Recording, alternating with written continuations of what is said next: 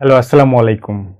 সবাই তো বাংলাদেশের রাজনৈতিক দল এবং নেতাদের আলোচনা করে থাকেন, কিন্তু আজকে আমি বাংলাদেশের যারা কর্মী, যারা সাধারণ মানুষ একটা দলের জন্য কাজ করে তাদেরকে নিয়ে একটু কথা বলতে চাই।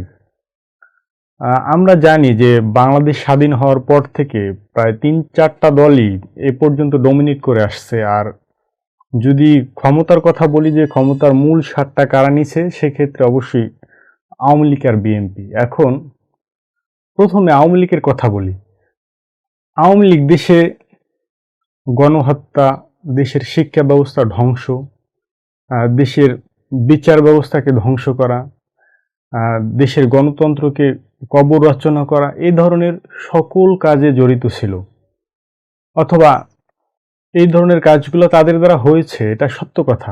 আপনি যদি আসলে প্রকৃতপক্ষে একজন আওয়ামী লীগের কর্মীর সাথে কথা বলেন কোনোভাবে, তার কাছে মনেই হইবে না যে আওয়ামী লীগ এত অপরাধ, এত গণহত্যা, এত কিছু করছে, দেশের রাজনৈতিক অবকাঠামোকে ধ্বংস করে ফেলছে, এগুলা তাদের চোখেই আসে না। তারা এটা মনেই করে না যে আওয়ামী লীগ কোনো অপরাধ করতে পারে। কারণ তাদের মতে আওয়ামী লীগ সরাসরি এটা ফেরেশতাদের দল, আর ফেরেশতাদের কোনো গুনাহ হয় না। এটা আমি শুধু একজন না, অনেক জনের সাথে কথা বললে আমার এই উপলব্ধি, সেটা জাস্ট শেয়ার করলাম। কিন্তু আওয়ামী লীগের অন্যদিকে হ্যাঁ, ভালো দিক আছে। তারা দেশের স্বাধীনতা যুদ্ধে নেতৃত্ব দিছে, এটাকে অস্বীকার করা যাবে না। তেমনি তারা এদেশের অবকাঠামোকে উন্নত করছে, দেশের রাস্তাঘাট, ব্রিজ, কালভার্ট, পোল, সাঁকো, তারপর রূপপুর পারমাণবিক বিদ্যুৎ কেন্দ্রের মতো বড় বড় মেগা প্রকল্প তারা করেছে, এটা সত্য কথা। কিন্তু এটার পাশাপাশি যে তাদের অপরাধ, অন্যায়, এটাও তো তারা করেছে। যে আপনি কর্মী হিসেবে আপনি সাদাকে সাদা বলবেন না, কালোকে কালো বলবেন না, কিন্তু না, তারা এটা বলতে কোনোভাবেই রাজি না। আবার যদি আমি বিএনপির কথা বলি, বিএনপি মেজর জিয়াউর রহমানের বাংলাদেশের জন্য বিশাল একটা অবদান আছে, এটা জাতি অস্বীকার করতে পারবে না, এটা সবাই জানে। এবং শুধু তাই না, বিএনপি প্রথম সর্বদলীয় গণতন্ত্র বাংলাদেশে চালু করছে, এটাও সত্য কথা এবং সর্বজন স্বীকৃত সত্য। কিন্তু হ্যাঁ, বিএনপি যে একটা বিশাল অরাজকতা তৈরি করে ফেলেছিল, সেজন্য যে তাদের র্যাব তৈরি করতে হয়েছে, এটাও তো সত্য কথা। তৎকালীন সময় বাংলাদেশে যে র্যাব তৈরি করছিল খালেদা জিয়া, কেন? কারণ দেশে দুর্নীতিতে সয়লাভ হয়ে গেছিল। আপনি যদি এখন বর্তমান সময়ের দিকে তাকান, দেশের আইন শৃঙ্খলা বাহিনী কি কাজ করে এটা আপনি নিজেও জানেন না। ওদের আসলে বর্তমান কাজটা কি? এত ধর্ষণ, এত খুন, এত কিছু হচ্ছে বর্তমানে রিসেন্ট সময়, কিন্তু কোথায় কি? বর্তমানে মানুষ যে থানায় গিয়ে পুলিশের কাছে বলবে যে আমরা সমস্যায় আছি অথবা আমাদের নিরাপত্তাহীনতায় ভুগতেছি, কিন্তু আপনি দেখেন বিভিন্ন জায়গায় পুলিশ, র্যাব তারা কোপ খাচ্ছে, তারা গুম হচ্ছে, সে জায়গায় তারা সাধারণ মানুষের কি ধরনের নিরাপত্তা দিবে? এটা কি বিএনপির ব্যর্থতা না? আবার এই যে কালকে দেখলাম যে মেট্রো রেলের নিচে তারা গরুর হাট বানিয়ে ফেলছে, এটা তো আমার মনে হয় সবাই জানার কথা, এটা তো প্রধানমন্ত্রীর অবধি যাওয়ার কথা। কিন্তু কই, আমরা তো দিন শেষে দেখলাম সেই হাট সেখানেই রইল। সমাধান হইল ঈদের পরে। ঈদের পরে এমনিতেই সবাই গরু, যার যার গরু নিয়ে গেছে, হাটও চলে গেছে। এই যে দেশের একটা আইন শৃঙ্খলার অবনতি, এটাকে আপনি কি দিয়ে মেজার করবেন? এটা নিয়ে কয়জন বিএনপির নেতাকে আপনি আলোচনা করতে দেখছেন, অথবা তারা এইটা নিয়ে প্রচারণা অথবা ফেসবুকে একটা পোস্ট দিছে? এটা আপনি দেখবেন না। এটা কিন্তু আসলে রাজনৈতিক নেতার সমস্যা না, এটা দলের সমস্যা না, এজ এ কর্মী হিসাবে এটা আপনার সমস্যা। আবার যদি জামাতের দিকে যাই, জামাত 1971 সালে বাংলাদেশের স্বাধীনতা যুদ্ধে তারা একটা ব্যারিয়ার হয়ে দাঁড়াইছিল, এটাই সত্য কথা, এটাই সম্মতিক্রমে সত্য। এটা আপনাকে মেনে নিতেই হবে, কারণ তৎকালীন সময়ে বাংলাদেশ সৃষ্টি হোক, এটা জামাত ইসলামী চায় না, এটা তাদের রাজনৈতিক সিদ্ধান্ত ছিল। এটা আমরা ইতিহাস থেকেও জানি এবং বেশ কিছু জামাতের নেতারাও এই ব্যাপারে স্বীকারোক্তি দিছে। কিন্তু তৎকালীন সময়ে যদি জামাত বাংলাদেশের সাপোর্ট দিত অথবা বাংলাদেশ হওয়ার জন্য কাজ করতো, তাহলে তো এত মানুষ মারা যেত না, যুদ্ধটা এত লম্বা হইতো না। এটাও তো একটা চরম সত্য কথা। কিন্তু এই ব্যাপারে যদি আপনি তাদের কাছে জিজ্ঞেস করেন, অথবা এই ব্যাপারে তাদের যে একটা অনুশোচনা থাকা উচিত, সেটা অনেক জামাতি কর্মীর ভিতরে আসলে ওরকমভাবে দেখা যায় না।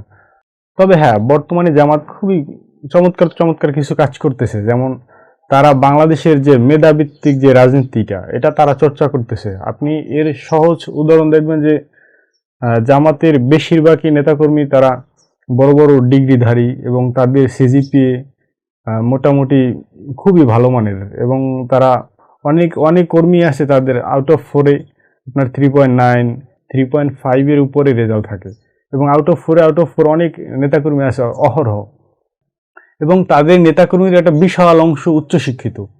এই যে তাদের ভালো কাজ, এটারও তাদের ক্রেডিট দিতে হবে। এবং তারা যে অপকর্ম অতীতে করে আসছে, তারা অতীত এবং বর্তমানে যে ভুল সিদ্ধান্তগুলো নেয় সেটার জন্য তাদের অনুশোচনা করা উচিত। অ্যাজ এ কর্মী হিসেবে সেটা তাদের প্রকাশ করা উচিত। কিন্তু আপনি যদি বাংলাদেশের কোনো মানে পিওর কর্মী, সেটা বিএনপি হোক, সেটা আওয়ামী লীগ হোক, সেটা জামাত হোক, যে কোনো দলের কর্মীকে জিজ্ঞেস করেন না কেন, কিন্তু তারা মনে করে যে তাদের দল এই ধরনের কোনো অন্যায় করতেই পারে না। তাদের দল হচ্ছে পৃথিবীর সেরা এবং শ্রেষ্ঠ দল। এই দল সরাসরি আসমান থেকে নাজিল হয়ে পৃথিবীতে আসছে। এই দল কোনো খারাপ কাজ করতে পারে না। অথবা তারা যে আসলে অরাজকতা তৈরিতে অভ্যস্ত, অথবা তাদের দল যে দেশের জন্য ক্ষতি করতেছে, অথবা সাধারণ জীবন ব্যবস্থা বয়ে চলতে যে সমস্যাগুলো করতেছে, এগুলো তাদের কোনোভাবেই মনে হয় না। তারা মনে করে এটাই স্বাভাবিক, এটাই সাধারণ।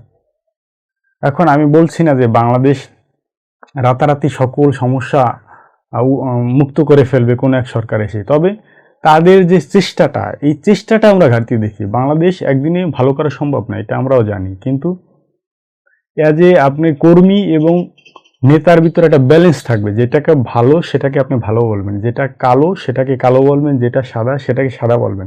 এই টেন্ডেন্সিটা বাংলাদেশের বেশিরভাগ কর্মীদের ভিতরে নাই। যে নেতা একটা ভুল করছে ওই ভুলটাই সঠিক, নেতার পিছনে থাকতে হবে, নেতার যে ছাপাই গাইতে হবে।